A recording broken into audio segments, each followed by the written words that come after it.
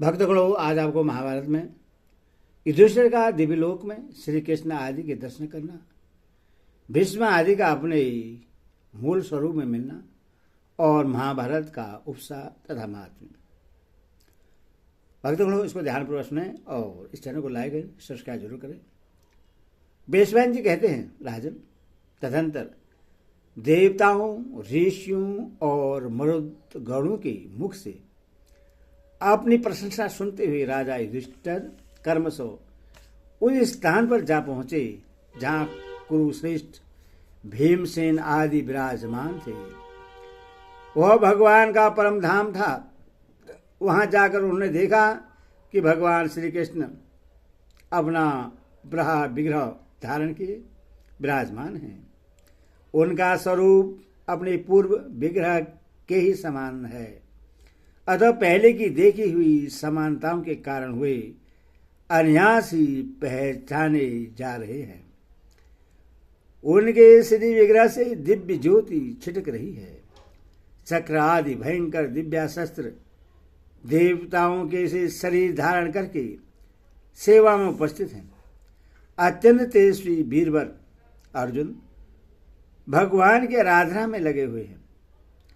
देव पूजित भगवान श्री कृष्ण और अर्जुन ने भी युधिष्ठिर को उपस्थित देख उनका यथावत सम्मान किया।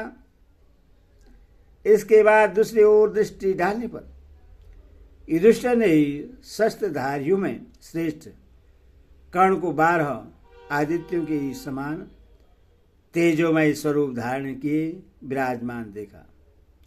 दूसरे स्थान में भीमसेन दिखाई पड़े, जो पहले की समान शरीर धारण किए मूर्तिमान वायु देवता के पास बैठे थे। उनके चारों ओर मरुदगण दिखाई दे रहे थे और उनका दिव्य विग्रह उत्तम कांति से दीप्यमान हो रहा था। उन्हें भी बड़ी भारी सिद्धि प्राप्त हुई थी। नौकल और सहदेव अश्विनी कुमारों के साथ बैठे थे। वे दोनों भाई अपने दिव्य तेज से उद्भिद दिखाई पड़ते थे। तत्पश्चात देवराज इंद्र ने कहा, युधिष्ठिर, ये जो लोक कमनीय विग्रह से युक्त पवित्र गंध वाली देवी दिखाई दे रही है, साक्षात भगवती लक्ष्मी है। ये ही तुम्हारे लिए मनुष्य लोक में जाकर अयोनि संभूता द्रौपदी के रूप में अवतीर्ण हुई थी। स्वयं भगवान शंकर ने तुम लोगों की प्रसन्नता के लिए इन्हें प्रकट किया था और इन्होंने ही द्रौपदी के कुल में जन्म धारण कर तुम लोगों की सेवा की थी। इधर ये अग्नि के समान तेजस्वी 5 गर्दभ दिखाई दे रहे हैं, जो तुम लोगों के वीर्य से उत्पन्न हुए द्रौपदी के 5 पुत्र थे। इन परम बुद्धिमान गर्दभराज धृतराष्ट्र का दर्शन करो। ये ही तुम्हारे पिता के बड़े भाई थे। वह देखो, तुम्हारे बड़े भाई कर्ण सूर्य के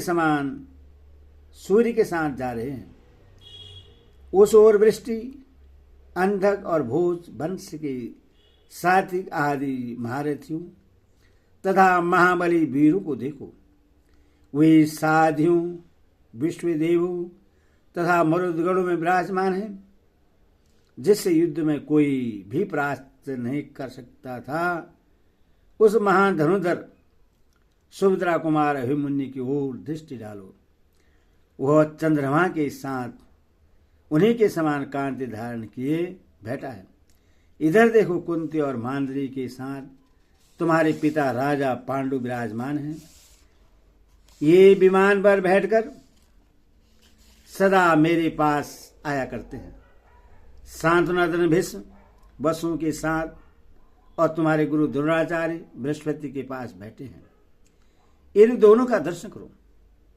ये तुम्हारे पक्ष में युद्ध करने वाले दूसरे राजा गर्दभों, यक्षों और पुण्यजनों के साथ जा रहे हैं। किन्हीं किन्हीं को गुहाकों का लोक प्राप्त हुआ है। ये सब युद्ध में शरीर त्याग कर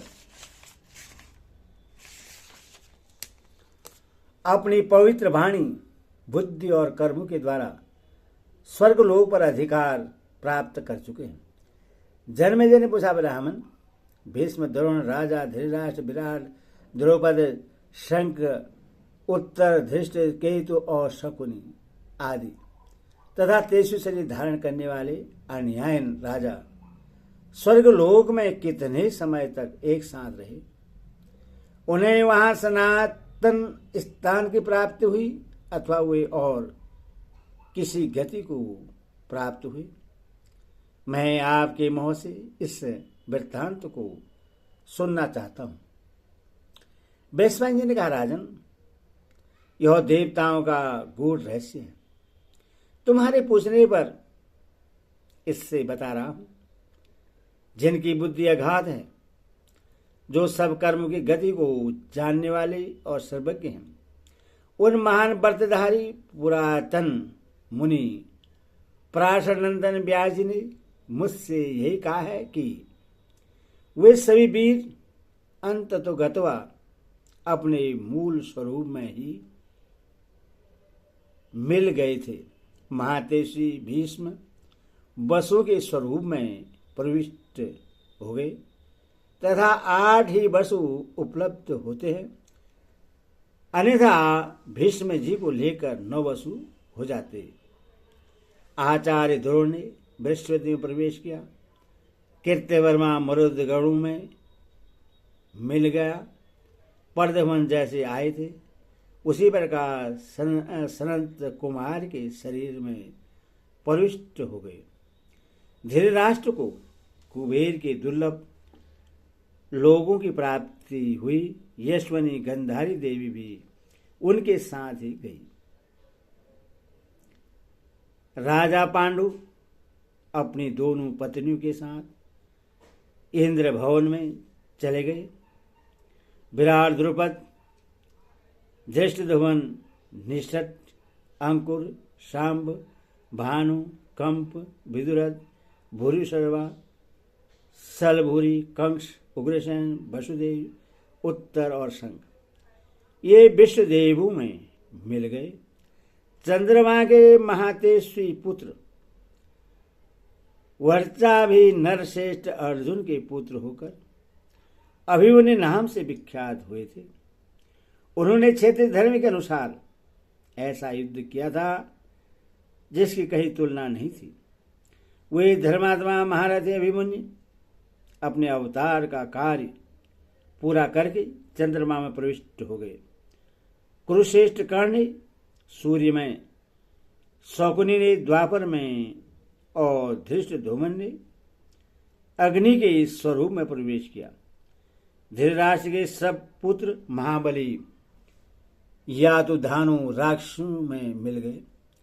विदुर और राजा युधिष्ठिर ने धर्म का साजुष्य प्राप्त किया, जो ब्रह्मा जी के अनुरोध से अपनी योग शक्ति का आश्रय लेकर इस पृथ्वी को धारण किए रहते हैं।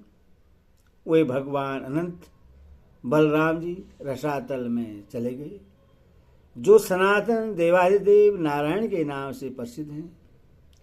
उन्हीं के अंश से भगवान श्री कृष्ण का अवतार हुआ था। अवतार का प्रयोजन पूर्ण कर लेने पर वे भी अपने मूल स्वरूप में स्थित हो गए। श्री कृष्ण की 16,000 स्त्रियां अवसर पाकर सरस्वती नदी में कूद पड़ी और अपना भौतिक शरीर त्याग कर अप्सराओं के रूप में भगवान की सेवा में उपस्थित हो गई। इस प्रकार महाभारत युद्ध में मरे हुए वीर महारथी अपनी अपनी योग्यता के अनुसार देवताओं और यक्षों में मिल गए। कोई इंद्र के भवन में पहुंचा और कोई कुबेर के। कितने ही महापुरुष वर्ण लोक को प्राप्त हुए। जन्मेजय, इस प्रकार कौरव और पांडवों का सारा चरित्र मैंने तुम्हें विस्तार के साथ सुना दिया। श्रोती कहते हैं, द्विजवरो, महाराज जन्मेजय अपने यज्ञ में वैश्वायन जी के मुख से इस प्रकार महाभारत इतिहास सुनकर बड़े विस्मित हुए। तदनंतर यज्ञ करने वाले ब्राह्मणों ने शेष कार्य पूरा करके उस यज्ञ को समाप्त किया। सर्पों को संकट से छुड़ाकर आस्तिक मुनि को भी बड़ी प्रसन्नता हुई। राजा के यज्ञ कर्म में सम्मिलित हुए समस्त ब्राह्मणों को पर्याप्त दक्षिणा देकर संतुष्ट किया तथा वे ब्राह्मण भी राजा से यथोचित सम्मान पाकर अपने अपने घर गए। उन्हें विदा करके राजा भी तक्षशिला से हस्तिनापुर को चले गए। इस प्रकार जन्मेजय के सर्व यज्ञ में व्यास की आज्ञा से मुनिवर वैश्वायन जी ने जो इतिहास सुनाया था उसका मैंने आप लोगों के समक्ष वर्णन किया। यह पुण्यमय इतिहास बड़ा ही पवित्र और उत्तम है। सत्यवादी, सर्वज्ञ, विधि विधान के ज्ञाता, धर्मज्ञ, साधु, इंद्रिय संयमी, शुद्ध तपस के प्रभाव से पवित्र अंतकरण वाले, सांख्य एवं योग के विद्वान तथा अनेकों शास्त्रों के पारदर्शी मुनिवर व्यास जी ने दिव्य दृष्टि से देखकर महात्मा पांडवों और अन्य तेजस्वी राजाओं की कीर्ति का प्रसार करने के लिए इस इतिहास की रचना की है। जो विद्वान प्रत्येक पर्व पर इसे दूसरों को सुनाता है उसके सारे पाप धुल जाते हैं। यह स्वर्ग का अधिकार तथा ब्रह्म भाव को प्राप्त होने की योग्यता हासिल कर लेता है। श्री कृष्ण देवायन द्वारा प्रकट होने के कारण यह उपाख्यान काष्ण भेद के नाम से प्रसिद्ध है। जो एकाग्रचित होकर इस संपूर्ण ग्रंथ का श्रवण करता है उसके ब्रह्महत्या आदि करोड़ों पापों का नाश हो जाता है। जो श्राद्ध कर्म में ब्राह्मणों को महाभारत का थोड़ा सा अंश भी सुना देता है उसका दिया हुआ अन्न पान अक्षय होकर पितरों को प्राप्त होता है। मनुष्य अपनी इंद्रियों अथवा मन से दिन भर में जो पाप करता है वह सायंकाल की संध्या के समय महाभारत का पाठ करने से छूट जाता है और रात्रि के समय उससे जो पाप हो जाते हैं उनसे प्रातः काल की संध्या के समय महाभारत का पाठ करने पर छुटकारा मिल जाता है। इस ग्रंथ में भरतवंशियों के महान जन्म कर्म का वर्णन है, इसीलिए इसे महाभारत कहते हैं। महान और भारी होने के कारण भी इसका नाम महाभारत हुआ है। जो महाभारत की व्युत्पत्ति को समझ लेता है वह सब पापों से मुक्त हो जाता है। वेद विद्या के महासागर एवं 18 पुराणों के निर्माता महर्षि वेद व्यास की सिंह गर्जना सुनो। वे कहते हैं 18 पुराण, संपूर्ण धर्मशास्त्र और 6 अंगों से 4 वेद एक ओर तथा केवल महाभारत दूसरी ओर, यह अकेला ही उन सबके बराबर है। मुनिवर भगवान कृष्णदेवरायन ने 3 वर्षों में समस्त महाभारत को पूर्ण किया था। जो जय नामक इस महाभारत इतिहास को सदा भक्तिपूर्वक सुनता रहता है उससे श्री कीर्ति और तथा विद्या की प्राप्ति होती है। धर्म अर्थ काम और मोक्ष के विषय में जो कुछ महाभारत में कहा गया है वह वही अनियंत्र है। जो इसमें नहीं है वह कहीं नहीं है। मोक्ष की इच्छा रखने वाले ब्राह्मण और क्षत्रिय को तथा गर्भिणी स्त्री को भी इस जय नामक इतिहास का स्मरण करना चाहिए। महाभारत का स्मरण या पाठ करने वाला मनुष्य यदि स्वर्ग लोक की इच्छा करे तो उससे स्वर्ग मिलता है और युद्ध में विजय पाना चाहे तो विजय मिलती है। इसी प्रकार गर्भिणी स्त्री को महाभारत के स्वर्ण से सुयोग्य पुत्र या सौभाग्यशालिनी कन्या की प्राप्ति होती है।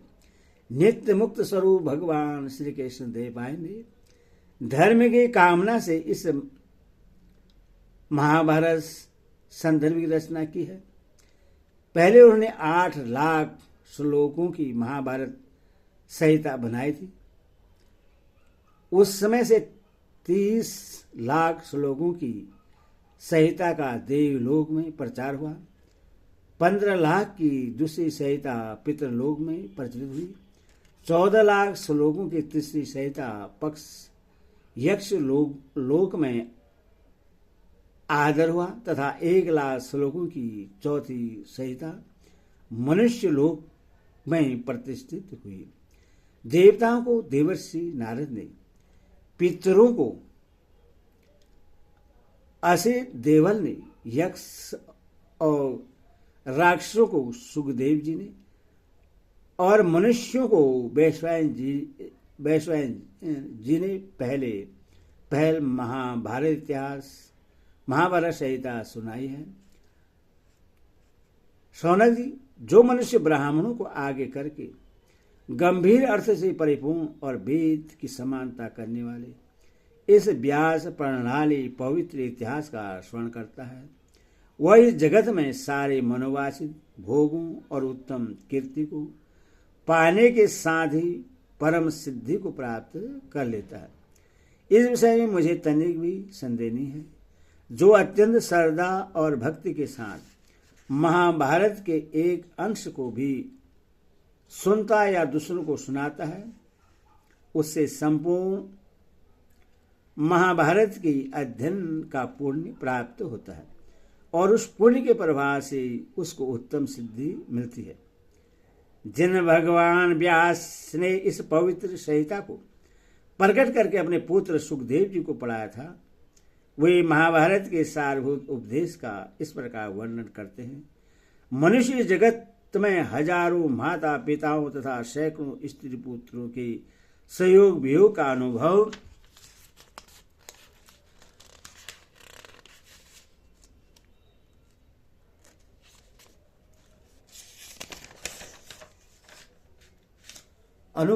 कर चुके हैं और करते हैं और करते रहेंगे। अज्ञानी पुरुष को प्रतिदिन हर्ष के हजारों और भय के सैकड़ों अवसर प्राप्त होते हैं, किंतु विद्वान पुरुष के मन पर इनका कोई प्रभाव नहीं पड़ता। ये दोनों हाथ ऊपर उठाकर पुकार कर कह रहा हूं, पर मेरी बात कोई नहीं सुनता। धर्म से मोक्ष तो सिद्ध होता ही है, अर्थ और काम भी सिद्ध होते हैं, तो भी लोग उसका सेवन क्यों नहीं करते? कामना से, भय से, लोभ से अथवा प्राण बचाने के लिए भी धर्म का त्याग न करें। धर्म नित्य है ही, सुख दुख अनित्य है। इसी प्रकार जीवात्मा नित्य है ही और उसके बंधन का हेतु अनित्य। यह महाभारत का सारभूत उपदेश भारत सावित्री के नाम से प्रसिद्ध है। जो प्रतिदिन सवेरे उठकर इसका पाठ करता है, वह संपूर्ण महाभारत की अध्ययन का फल पाकर परम ब्रह्मा परमात्मा को प्राप्त कर लेता है। जैसे ही समुद्र और हिमालय पर्वत दोनों ही रत्नों की निधि माने गए हैं, उसी प्रकार महाभारत भी नाना प्रकार के उपदेशमय रत्नों का भंडार कहलाता है। जो विद्वान श्री कृष्ण देवपायन के द्वारा प्रसिद्ध किए गए इस महाभारत रूप पंचम वेद को सुनता है, उससे अर्थ की प्राप्ति होती है।